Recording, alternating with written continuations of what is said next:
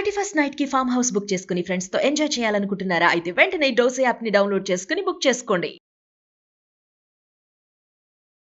నమస్కారం. విష్ణు పురాణం 19వ భాగంలోకి వచ్చాం. 18వ భాగంలో సత్రాజిత్తు సూర్యుడి కోసం తపస్సు చేశాడని, సూర్యుడి చేత ఆయనకి ఏం లభించిందో విందామనుకున్నాము. అయితే తనకి కంటి ముందు సాక్షాత్కరించిన సూర్యభగవానుడిని చూసి ఎంతో సంతోషించిన సత్రాజిత్తు, దేవా, నీ ప్రచండ తేజోమూర్తిని చూడలేకపోతున్నాను, ప్రసన్నమూర్తిగా నన్ను ఆదరించు, నన్ను కరుణించు అని కోరుకునేసరికల్లా ఆయన పరమ ప్రసన్నమూర్తిగా సూర్యభగవానుడు ప్రత్యక్షమయ్యాడు. నీ భక్తికి మెచ్చాను, వరం కోరుకోమంటే నీ కంఠంలో ఉన్న దివ్యరత్నమైనటువంటి ఆ శమంతకమణిని నాకు ఇవ్వమని కోరుకున్నాడట. అయితే సూర్యభగవానుని మెడలో వేళ్లాడే రత్నమైనటువంటి శమంతక రత్నాన్ని వరంగా పొందాడు సత్రాజిత్తు. సత్రాజిత్తు ఏం చేశాడట, ఆ రత్నాన్ని తన కంఠమాలికలో వేసుకున్నాడు, దండలో ఆ రత్నాన్ని పొదిగించుకున్నాడు. అది మెడలో వేసుకుని వస్తే అతను వస్తూ ఉంటే ఆ రత్నకాంతులు ఎలా నాలుగు పక్కలకి వెళ్తా అంటే సూర్యుడే దిగి వచ్చినట్టుగా అయిపోతుందట, సూర్యభ్రాంతిని కలిగిస్తుంది. ఆయన తిరిగి వస్తూ ఉంటే ద్వారకాపురవాసులంతా ఆశ్చర్యపోయి సూర్యభగవానుడు వస్తున్నాడని కృష్ణుని పిలిచి చెప్తున్నారట, దేవా సూర్యుడే వస్తున్నాడంటే త్రికాలవేది అయిన శ్రీకృష్ణ పరమాత్మ చిరునవ్వుతోటి వాళ్ళకి ధైర్యం చెప్తూ, సూర్యుడి కాదు, సూర్యుని వలన ఒక రత్నాన్ని పొంది సత్రాజిత్తుడు దాన్ని తన మెడలో వేసుకొని వస్తున్నాడు, ఆ రత్నకాంతులే మీకు సూర్యభ్రాంతిని కలిగించాయని అందరినీ శాంతపరిచాడట. సత్రాజిత్తు తన ఇంటికి వచ్చి హాయిగా ఉన్నాడు. ఆ మణి దినానికి 8 బారుల బంగారము ధనము ఇస్తూ ఉండగా ఈ సత్రాజిత్తు అతిథులకి, అభ్యాగతులకి, యాచకులకి సంతృప్తిగా వినియోగిస్తూ నలుదిక్కుల పేరు పెంపులతోటి ప్రసిద్ధుడయ్యాడట. ఈ సమంతకమణి ప్రభావం వల్ల అతివృష్టి, అనావృష్టి, క్రూర జంతు బాధ, శత్రుపీడ ఇలాంటి దోషాలేమీ లేకుండా సత్రాజిత్తు ఉన్నటువంటి ఆ రాష్ట్రము ఆనంద నిలయంగా రాణిస్తూ ఉండేదట. ఇలా ఉండగా ఒకనాడు శ్రీకృష్ణుడు ఆప్తులందరినీ రావించి ఆలోచించాడట. రాజైన ఉగ్రసేనుడి దగ్గర రత్నం ఉండటం సమంజసం కదా అని అనుకుని మాట్లాడుకున్నారు. అయితే ఆయన కొంచెం సందేహించాడు ఆ మాట చెప్పడానికి. కథ కొంచెం తేడాగా కనపడుతుందండి, కొద్దిగా ఒక వాక్యమే. బలవంతంగా అడిగి తీసుకోవడం, ఇవ్వు రాజుకి ఇచ్చేయి అని అడిగితే బాగుండదేమోనని ఆయన వెనక్కి తగ్గాడట. అయితే శ్రీకృష్ణుడు పురప్రముఖులతో కొంతమందితో ఇలాంటిది ఆలోచించినట్టు సత్రాజిత్తుకు తెలిసింది. మనసులో ఒక రకమైన కలత రేగింది ఆయనకి. సరే ఇవ్వమని కృష్ణుడు స్వయంగా అడిగితే ఇవ్వటమే, ఇవ్వనంటే విరసంగా ఏదైనా జరుగుతుందేమో, బలవంతులతో పగ బతుక్కి చితుకు అని ఆలోచించి తమ్ముడైన ప్రసేనజిత్తుడిని పిలిచి ఆ శమంతకమణిని అతనికి ఇచ్చి దీన్ని కృష్ణుడికి ఇవ్వాలని చెప్పాడు. ప్రసేనుడు అన్న దగ్గర సరే అన్నాడు, కానీ ఇవ్వకుండా తన కంఠహారంలో లాగా ధరించి తిరుగుతూ ఉండేవాడట. అయితే ఇతను కొన్నాళ్ళకి ప్రసేనుడు అశ్వారూఢుడై వేటకి అడవికి వెళ్ళాడట. అక్కడ ఒక చోట కంటపడిన సింహము ప్రసేనుడిని, గుర్రాన్ని చంపి అతని మెడలో ఉన్న మణిని తీసుకుపోయింది. కొంత దూరాన దానికి ఎదురుగుండా వచ్చిన జాంబవంతుడు దానిని చంపి శమంతకమణిని, ఆ మెరుస్తున్న దాన్ని బంతిగా భావించి గుహలో ఉన్న తన కుమారుడైనటువంటి సుకుమారుడికి ఇచ్చాడు. ప్రసేనుని సావు తెలిసినటువంటి యాదవులు శ్రీకృష్ణుని మీద నిందారోపణ చేశారు. శమంతకం పరిపాలకుడైన ఉగ్రసేనుడికి ఇవ్వాలని కృష్ణుని ఆలోచన. మెత్తమెత్తగా అడిగితే ఇవ్వడేమోనని అడవికి వెళ్ళాడు. మెళ్ళో వేసుకుని అడవికి వెళ్ళిన ప్రసేనజిత్తుని చంపి మణి తీసుకొచ్చేశాడు.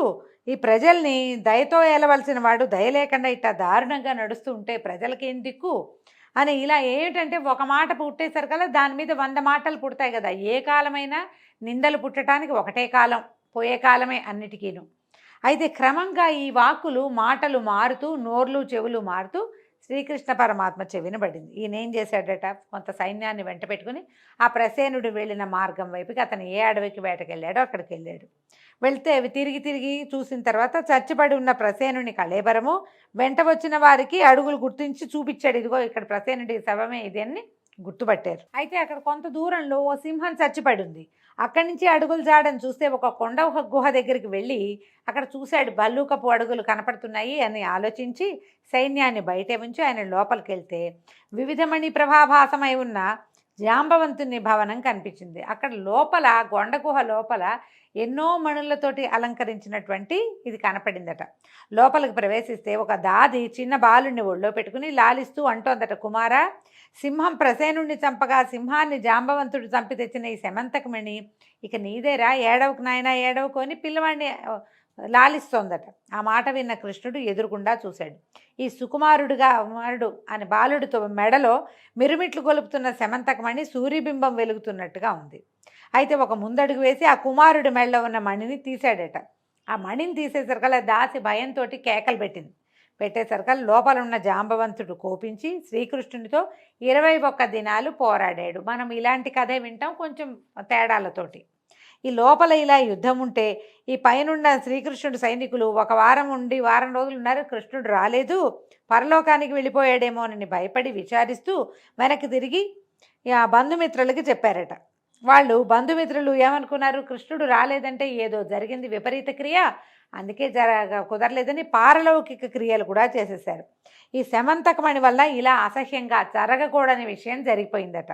అలా జాంబవంతునితోటి 21 దినాలు పోరాడగా క్రమంగా తిండి నిద్ర లేక అప్పటికే దిగజారిపోయిన శరీరంతో జాంబవంతుడు పోరాడలేక శ్రీకృష్ణునితోటి ఇట్లా అన్నాడు, ప్రభు, మునుపు శ్రీలంకలో రావణుని సైన్యం రాముని సేనతో పోరాడినప్పుడు కంటపడిన రాక్షసుని ముక్కలు ముక్కలుగా చిదిపి రాముని చేత మన్ననగొన్నవాడను, నాకు మనుష్యుడు ఒక లెక్క, నా పేరు విన్నంతనే దేవదానవ సైనికులకు గుండెల్లో దడబుడుతుంది, అలాంటి నన్ను ఎదిరించి అదిమి నీరసపెట్టిన నిన్ను మానవుడు అనటానికి వీల్లేదు, నన్ను అనుగ్రహించడానికి ఈ రూపాన వచ్చిన శ్రీమన్నారాయణుడివా తండ్రి నువ్వెవరు అని అడిగితే అప్పుడు కృష్ణుడు చిరునవ్వుతో చూసి తన సమాచారాన్ని చెప్పి పోరు వల్ల కలిగినటువంటి బాధను పోగొడుతూ మేనుని నిమరగా జాంబవంతుడు తొల్లిట ఉన్న ముందున్న జవసత్వాలు కలిగిన వాడయ్యాడు.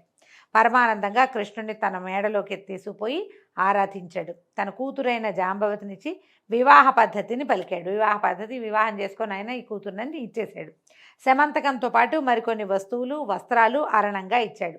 అవన్నీ తీసుకుని శ్రీకృష్ణుడు జాంబవతితో సహా ఆనందంగా ద్వారక్కి తిరిగొచ్చాడు.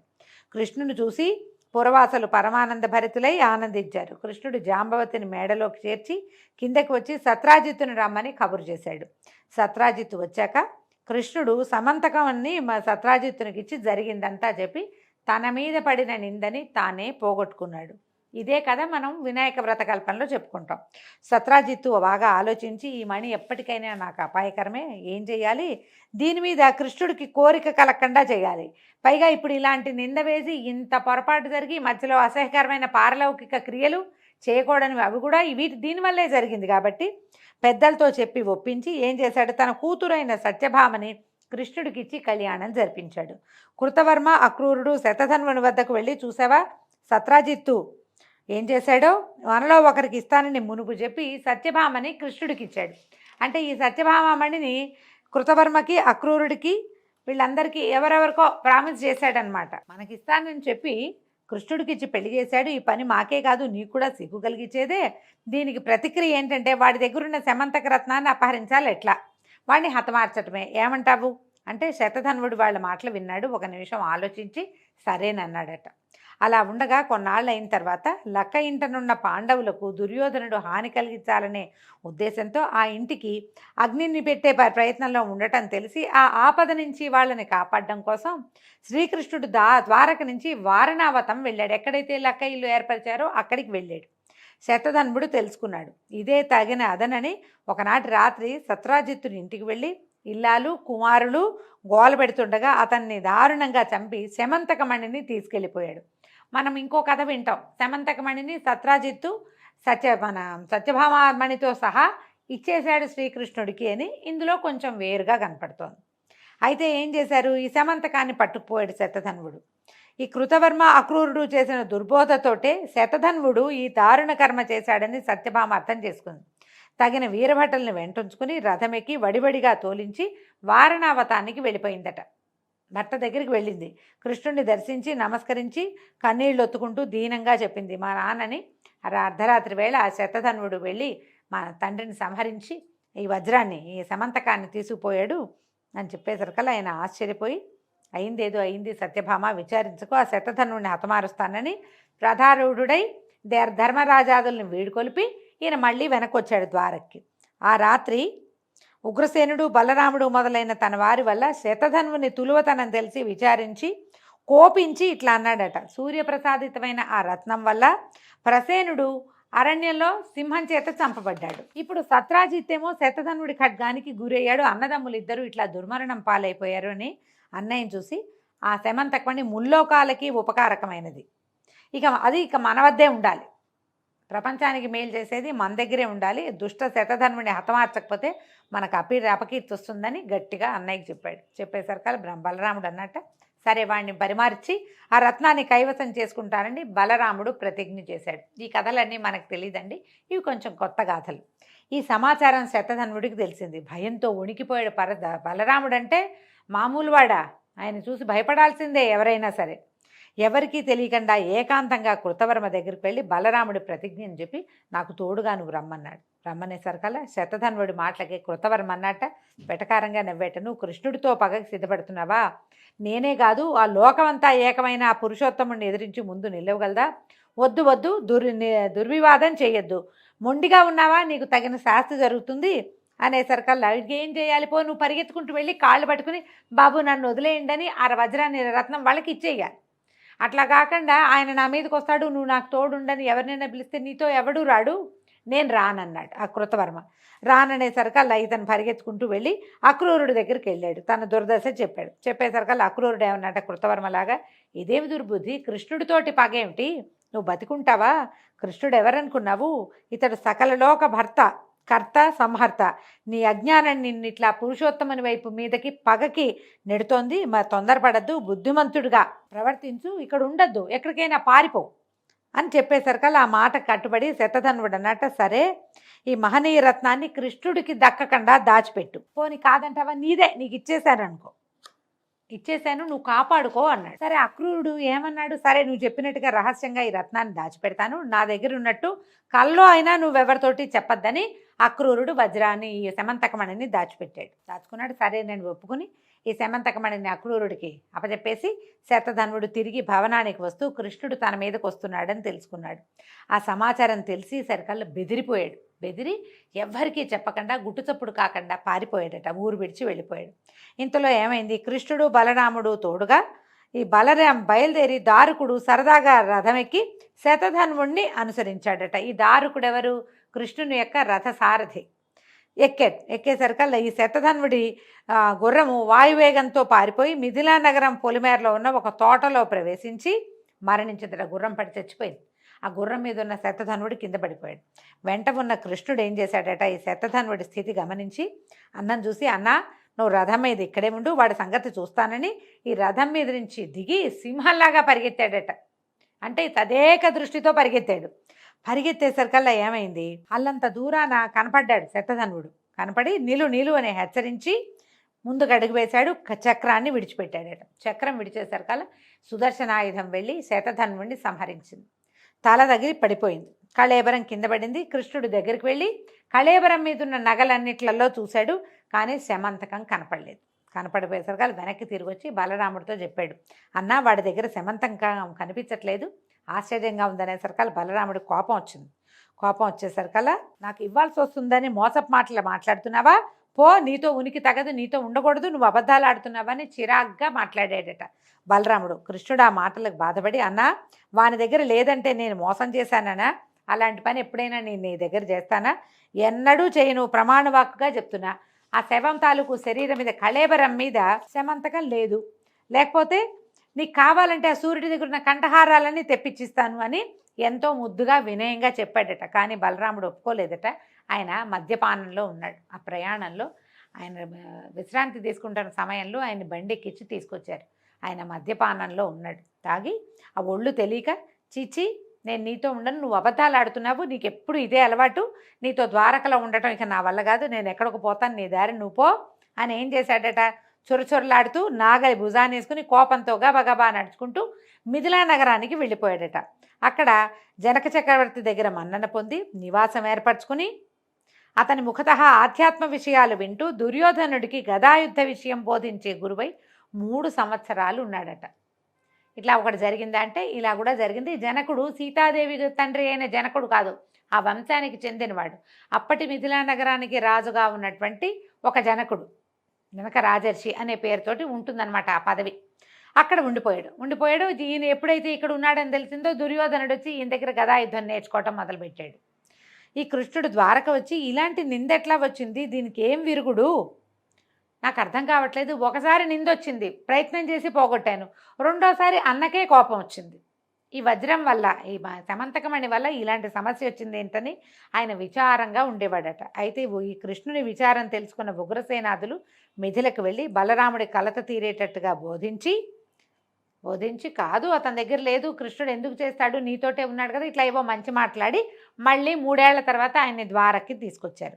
ఈ సమంతకమణిని అది ఎక్కడుంది ఇంతకీ, ఈ అక్రూరుడు తన ఇంట్లో భద్రంగా రహస్యంగా దాచిపెట్టాడు. అయితే అది రోజుకి 8 బారుగుల బంగారం ఇస్తుందట. ఈయన ఏం చేశాడు అక్రూరుడు, దాన్ని నిరర్థకంగా వెచ్చించకుండా పరమేశ్వరార్పణంగా యజ్ఞాలు చేస్తూ యజ్ఞదీక్ష కలిగినటువంటి క్షత్రియ వైశ్యులను చంపిన వారు బ్రహ్మత్యాపాతకానికి కట్టుబడతారని పెద్దల వల్ల విన్నవాడు కనుక యజ్ఞదీక్ష తనకు రక్షగా 60 సంవత్సరాలు ఎలాంటి అపాయము లేక సుఖంగా ఉన్నాడు. ఆ రత్న ప్రభావం వల్ల ఆ దేశం ఎలాంటి అరిష్టాలు లేక ధనధాన్య సమృద్ధితోటి విలసిల్లింది. అక్రూరుడి దగ్గర దాచిపెట్టబడి చాలా కాలం దానివల్ల వచ్చిన ధనాన్ని యజ్ఞాలకి యాగాదులకే ఖర్చు పెట్టాడు, సొంతానికి ఆయన వాడుకోవాలి. ఆ రత్నం ఎక్కడుంటే అక్కడ సూర్యుడు ఉన్నట్టే కాబట్టి రాజ్యం కూడా సుభిక్షంగా ఉండేదట. కొంతకాలం గడిచిన తర్వాత భోజుడు మొదలైన రాజులు నీతి నియమం లేక దొమ్మి యుద్ధం చేసి సాత్వతి అనే ఆయన తనకు ప్రపత్రుడైన శత్రుఘ్నుడిని చంపేశారట. చంపేసేసరికల్లా ఆ సంఘటనతో అక్రూరుడు భయపడి, అయితే తనకి ఏ ఆపద కలుగుతుందోనని భయపడి ద్వారకలో ఉండలేక భోజుడితో కలిసి కాశీకి వెళ్ళిపోయాడట. అక్రూరుని ఎడబాటు ద్వారకలో యాదవ భూమికి గొప్ప ఉపద్రవం తీసుకొచ్చింది. అనావృష్టి, పాడి పంటలు లేక రోగాలు కలిగి ప్రజలు బాధపడడం, ఇలా అనరాని వినరాని కనరాని ఉత్పాతాలకు విశేషించి ద్వారక నెలవైపోయింది. ఈ ఉత్పాతాలు చూసి కృష్ణుడు కలతపడి వృష్టిభోజాంధకులను పిలిపించి విచారిస్తూ ఉపద్రవాలని ప్రస్తావించి ఏం చేయాలి ఈ బాధ పోవటానికి చెప్పమన్నాడట. అప్పుడు యదువృద్ధుల్లో ఒకడైన నందకుడు ఏమన్నాడు, మాధవ, అక్రూరుని తండ్రి స్వఫల్గునుడు దేవతలతో సాటిగా చెప్పదగిన మహిమ కలిగిన వాడు. ఆయన ఉన్న దేశంలో ఎలాంటి ఉత్పాతాలు ఉండవు. ఇదివరకు ఒక కథ జరిగింది చెప్తామని కథ ఏదో చెప్తున్నారు. ఒకప్పుడు కాశీరాజు తన రాష్ట్రంలో అనావృష్టి మొదలైన ఉత్పాతాలు కలిగినప్పుడు ఈ స్వఫల్గునుడిని తోడుగా తీసుకుని వెళ్ళి తన వెంటబెట్టు తీసుకెళ్ళి తన ఇంట్లో ఉంచుకున్నాడు. అంటే అప్పటికప్పుడు రాష్ట్రమంతా ఉత్పాతరహితమై శుభశోభనమూర్తి అయిపోయింది. అప్పుడు అలా ఉండగా అప్పుడు గర్భవతిగా ఉన్న కాశీరాజు భార్య గర్భంనందున్న శిశువు ఆడబిడ్డ అయితే, ఒకవేళ ఆడపిల్ల పుడితే అది స్వఫల్గునుడికి ఇచ్చి వివాహం చేస్తానని నిశ్చయించుకున్నారట. కానీ ఆ రాణిగారు ప్రసవించలేదట. 12 సంవత్సరాల పాటు ఆ గర్భంతో అలాగే ఉంచుకుందట. గర్భమే ఉంది. అయితే ఈ లోపల శిశువు, బయట పెరగని శిశువు లోపలే పెరుగుతూ ఉందన్నమాట. ఆ పిల్లని మోయలేక ఆవిడ గర్భాలసత భరించలేక ఏమందట, తండ్రిని ఉద్దేశించి కుమార్తె కడుపులో ఉన్నటువంటి శిశువు చెప్పిందట, ఇంకా నేను 3 ఏళ్ల తర్వాత కానీ బయటికి రాను, నా యొక్క జన్మ అలాంటిది కాబట్టి నేటి నుంచి రోజు ఒక ఆవుని సదాచార సంపన్నుడైన బ్రాహ్మణుడికి దానం ఇవ్వు. అట్లా 3 ఏళ్ళు గనక రోజు నువ్వు దానం ఇచ్చావంటే ఈమె ఎలాంటి శ్రమ లేకుండా ప్రసవిస్తుంది, నేను బయటకు వస్తానందట. అనేసరికల్లా అప్పుడు అలాగే చేస్తానని ఆ కాశీరాజు గారు రోజుకొక ఆవును చొప్పున గురువుగారికి దానం ఇచ్చేవాడు. అలా తనకున్నటువంటి పురోహితుల్లో బ్రాహ్మణుల్ని ఎన్నుకుని వాళ్ళకి దానం ఇచ్చేవాడు. 3 ఏళ్ళు అయ్యాక రాణికి సుఖప్రసవం జరిగి కూతురు కన్నదట. ఆ పిల్ల పెద్దదయ్యాక దాన్ని స్వఫల్గుణరాజుకి ఇచ్చి కాశీరాజు వివాహం చేశాడు. ఆ దంపతులకి కలిగిన వాడే అక్రూరుడు. పైగా ఇతను ఏంటంటే శ్రీహరి భక్తులలో అగ్రగణ్యుడు. తల్లిదండ్రులు చేసిన పుణ్యం వల్ల అతనున్న ప్రదేశంలో ఈతి బాధలుండవు, దేశం సుభిక్షంగా ఉంటుంది, ఎల్లప్పుడూ యజ్ఞాలు చేస్తూ ఉండే పుణ్యపురుషుడు అతను ఎందుకు యజ్ఞాలు చేస్తున్నాడు, నిజానికి ఈ సమంతకమణిని కాపాడడానికి యజ్ఞం చేస్తున్నాడు. కానీ అతను యజ్ఞం చేయటం వల్ల ఆయనకి మేలు జరిగింది, ఆయన ఉన్న ప్రాంతానికి కూడా మేలు జరుగుతూ ఉంది ముందు నుంచి. ఈ అక్రూరుడు చేసింది చిన్న తప్పు, దాన్ని నేరంగా ఎంచకూడదు, అది లోకానికి ఉపకరించేదిగా భావించాలని నందకుడు అన్నాడు. సరే ఏమన్నాడు, అలాగే వెంటనే శపథం చేసి శ్రీకృష్ణుడు ఎప్పుడూ అతని ప్రాణానికి ధనానికి ఆశించను, అతను నేనేమీ చెయ్యను అని చెప్పి కొందరు బ్రాహ్మణుల్ని పంపించి ద్వారకకి రప్పించాడు. ఈ ద్వారకకి ఎప్పుడైతే తిరిగి వచ్చాడో ఆ శమంతకరత్న ప్రభావం అనే చెప్పాలి, వెంటనే వానలు కురిశాయి, సస్యవృద్ధి కలిగింది, రోగాలు దుర్యోగాలు లేని వాళ్ళే ప్రజలు సుఖజీవనులు అయ్యారు, పాడి 2 ఇంతలు పెరిగింది. ఇలాగా సకల దోష నివారణ అవడము తెలిసి ఆశ్చర్యపడి కృష్ణుడు తనలో తను ఇట్లా అనుకున్నాడట, నందిని స్వఫల్గుండు స్వల్ప పుణ్యులు, అంటే ఆ కుమార్తె రాజుగారు అమ్మాయి కాశీరాజు కుమార్తె పేరు నందిని, వీళ్ళు స్వల్ప పుణ్యులు, సాధారణమైన పుణ్యం చేసిన వాళ్ళు, వాళ్ళ కొడుకు అక్రూరుడు ఇంత ఇనుమిక్కిలి పుణ్యమహిమ కలిగిన వాడా, ఇది ఎలా జరిగింది వీడికి, ఇంత మహిమ ఎట్లా వచ్చింది, అది అలా ఉండని విడవక యజ్ఞాలు చేస్తూ బ్రాహ్మణులకి అపరిమితమైన దక్షిణలు ఇస్తున్నాడు. నాకు తెలియని రీతిగా వీళ్ళకి ఇంత ధనం ఎట్లా వచ్చింది? ఈ మహిమ, ఈ ధన ప్రాబల్యము కలగడానికి మూలం ఖచ్చితంగా శమంతకమే, సందేహం లేదని అనుకుని అప్పుడు ఆ ఆప్తుల్ని పంపించి అక్రూరుని రప్పించాడట. వాటితో పరిహాసాలాడుతూ అవి ఇవి ఆటలాడడం ప్రారంభించాడు. తర్వాత కాసేపు విశ్రాంతి తీసుకుని కబుర్లు చెప్పుకున్నాక, అక్రూరా, పుణ్యాత్ముడివి నువ్వు, సూర్యుడిచ్చిన శమంతకమణి నీ దగ్గరుంది, లేకపోతే ఇన్ని యజ్ఞాలు, దానాలు, ధర్మాలు చేయటానికి ధనం నీకెక్కడిది? చూడు, నా మాట విను, అది నీ దగ్గర ఉందన్న నమ్మక నా మీద అపనింద వేస్తున్నారు, నా మీద పడిన అపనిందని పోగొట్టు, ఈ మణిని తెచ్చి అందరికీ చూపించు అనగానే కృష్ణుడు వాటకి బెదిరిపోయాడట. అక్రూరుడు కాసేపటికి సర్దుకున్నాడు. సర్దుకుని, ఈ మణి నా దగ్గర ఉందని ఈ కృష్ణుడు ఎట్లా గ్రహించాడు? ఎప్పుడో గ్రహించి కూడా ఇప్పుడు బయట పెట్టాడా? సరే, నేను అలాగే దాచి ఉంచితే లేదని తప్పుడు మాట్లాడితే వదులుతాడా నన్ను? భయం వేస్తోంది ఓ పక్కన అని, అలాగని అబద్ధం చెప్తే ప్రాణం మీద తెచ్చుకోవటమే, ఎందుకు వచ్చిందని ఆ పట్టుదట్టిలో మూటగట్టి ఉంచిన శమంతకాన్ని తీసుకొచ్చి కృష్ణుడికి అప్పచెప్పాడట. ప్రభాత భాస్కర ప్రభాసమానమైన సామాన్య దృష్టితో చూడరానిదై అందము పొగడ్తలకు ఆలవాలమై ఉన్న శమంతక రత్నం శ్రీకృష్ణుని చేతిలోకి చేరేసరికి మరింత వెలిగిపోతూ కళకళలాడిపోవటం మొదలుపెట్టిందట. మామూలుగానే దానికి ఎంతో వెలుగుంది, భగవంతుని యందు చేరేసరికి ఇంకా వెలుగొచ్చిందట దానికి. అక్కడున్న వాళ్ళంతా ఆశ్చర్యపోయారు. జయజయధ్వానాలు చేస్తే అక్రూరుడు అన్నాడట, అయ్యే కృష్ణ, నీ దయ నాపై ఉన్నందువల్లే ఈ దివ్యరత్నం నా వద్ద ఉండటం జరిగింది, విశేషించి నాకు ఇంత సంపద కూడా కలిగింది, కాకపోతే ఇట్లా జరుగుతుందా? ఈ రత్నం మీద ఆశతో ప్రసేనుడు, సత్రాజిత్తు, శతధనుడు చనిపోయారు. నా మనసులో బాధ అదే, ప్రాణహాని జరుగుతుంది దీనివల్ల అని భయంగా ఉంది. సరే, ఆ బాధ నేటితో తీరిపోయింది. నేను నా వద్ద ఉంచుకోవటం లోకోపకారం కోసమే, నువ్వు అడిగితేనే కానీ స్వయంగా నేను నీకు ఇవ్వదలుచుకోలేదు. దాచిన పదార్థం అడిగితే కానీ ఇవ్వకూడదని పెద్దల మాటట. అడిగావు, సమర్పించా, ఇక నాకే గొడవ లేదు. నీ కోరిక ప్రకారం కానీ నేను నిన్ను మనసులో ఆరాధించే భక్తుడిని, నన్ను కరుణించమన్నాడు. అప్పుడు ఏం చేశాడు? ఈ కృష్ణుడు ఆదరంగా మంచి మాటలతో అతను ఆనందపరిచాడు. ఈ శమంతకం మీద ఉన్న ఆశతోటే బలరాముడు ఈ మణి కోసమే ఊరు విడిచి వెళ్ళాడు. ఆ రోజు అంతే కదా, నువ్వు నాకు ఇవ్వాల్సి వస్తుందని, నువ్వు అబద్ధం చెప్తున్నావని తమ్ముడితో దుర్భాషలాడి ఆయన మిథిలా నగరానికి వెళ్ళిపోయాడు. మా నాన్న సొమ్ము నాకే చేరాలని సత్యభామ కోరిక అని ఆలోచించి, ఈ గృహకలహం ఎందుకు, ఇప్పుడు ఆ వజ్రం, ఆ శమంతకమణి బలరాముడికి ఇస్తే అన్నయ్య నిందబాపుకోవచ్చు, కానీ మా నాన్నది నాకు ఇవ్వకుండా ఆయనకి ఎందుకు ఇచ్చారని సత్యభామ అనుకుంటుంది. వీళ్ళిద్దరికీ పోట్లాట వస్తుందని ఏమన్నాడంటే, అయ్యా అక్రూరా, ఇది బ్రహ్మచర్యాన్ని నిరాఘాటంగా పరిపాలించే వాళ్ళ దగ్గరే ఉండాలి, కానీ గృహస్థుల దగ్గర ఉండకూడదు. నాకు లెక్కకు మిక్కిలిగా ఉన్న కాంతలతో ఉన్న నా దగ్గర అసలు ఉండకూడదు. నన్నే ఎంతో ప్రేమగా చూస్తూ ఎడబాయకుండా ఉండే సత్యభామ కూడా ఇది తగదు. ప్రతిదినము ఎంతో కొంత మద్యపానం చేసే అలవాటు ఉన్నటువంటి బలరాముడి దగ్గర కూడా ఇది ఉండకూడదు. నిష్కల్మషుడివి, బ్రహ్మచర్యం విడువక పాలించేవాడివి, పరమభాగవతోత్తముడివి, నువ్వే దాన్ని భరించు, అనాయాసంగా భరించగలుగుతావు అని ఇచ్చేశాడట. దాంతో అక్రూరుడు సంతోషంగా దాన్ని తీసుకుని కృష్ణుడితో చెప్పి తన నివాసానికి వెళ్ళి అప్పటిదాకా దాచిపెట్టినటువంటి ఈ శమంతక రత్నాన్ని తన కంఠమాలికలలో చేర్చి ధరించడం మొదలుపెట్టాడట. ఈ విధంగా తనకు కలిగిన నిందను పోగొట్టుకున్నటువంటి కృష్ణుడు ప్రశాంత చిత్తుడై ఉన్నాడు. ఈ కథ వినిన వారు ఎలాంటి అపనిందలు పొందక మంచి పేరు కలవారై పుత్రపౌత్రాభివృద్ధిగా ప్రమోదంగా జీవితం గడుపుతారు.